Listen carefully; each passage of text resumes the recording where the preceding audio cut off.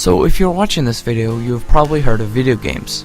Video games are an electronic medium of entertainment on a smartphone or tablet, PC, or console, as opposed to a board game, card game, etc. With regards to video games, you are probably on one of three sides. Pro video games, meaning that you like video games and you support them. They're alright. I find they're kind of helpful when trying to learn new skills or like memorization or stuff like that. Anti-video games, meaning that you maybe don't play them or you don't like them all that much.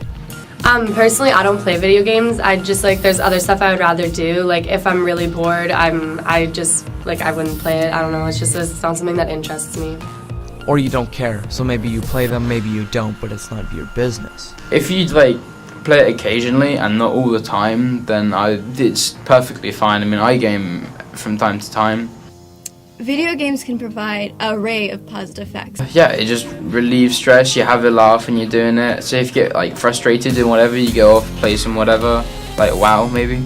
Come back, you're in a better mood, and you're ready to continue or start whatever you were previously doing.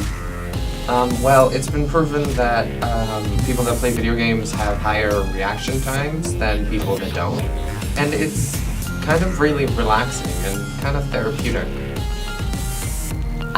The positive effects, I think that it's good for people because if they're bored and they just want to find something to do, then it's fine because it's just, I don't know, it's something to keep time going. And negative effects as well. The negative effects can be memory fading and just overall social incapabilities. It's really difficult to kind of get out of the world of video games once you're in. It's hard, but it's fun.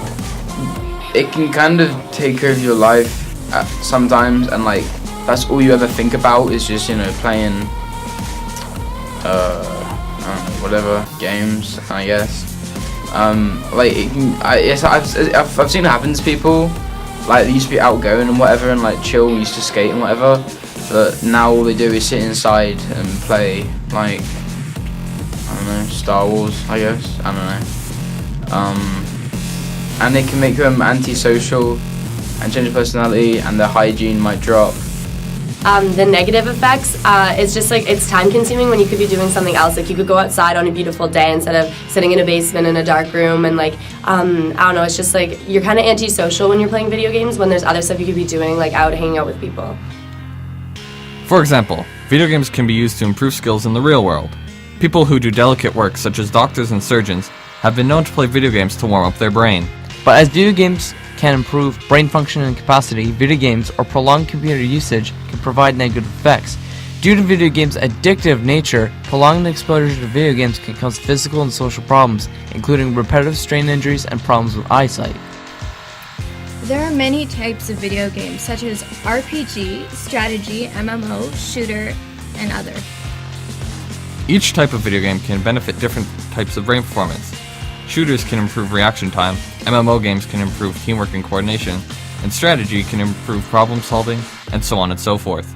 In 2013, it was reported that 58% of Americans have played video games, and that the average American household owns at least one dedicated console, PC, or smartphone.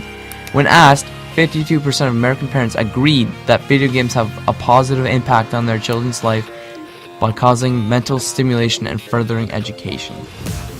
Video games are a billion-dollar business and have been for many years. In 2011, video and computer game spending in the United States amounted to be $16.6 billion.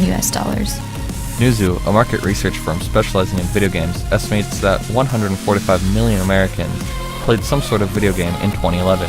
More importantly, 63 million Americans were actually willing to spend money on video games. As the first generation of gamers is growing up, video games can no longer be considered child's play. In 2012, 37% of American video game players were older than 36 years of age, and only 32% were younger than 18. Video games are unavoidable in today's world, and it has been proven that there are substantial benefits that easily overpower the drawbacks. Much like music, TV, and movies, video games are very diverse, and there's something for everyone.